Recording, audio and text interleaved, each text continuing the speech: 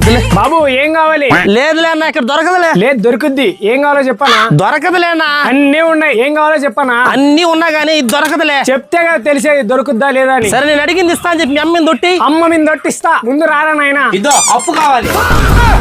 అప్పు మా ఇచ్చి ఏమే సరుకులో. సర్లే కానీ నా చీర ఎలా ఉంది? సూపర్ ఉంది.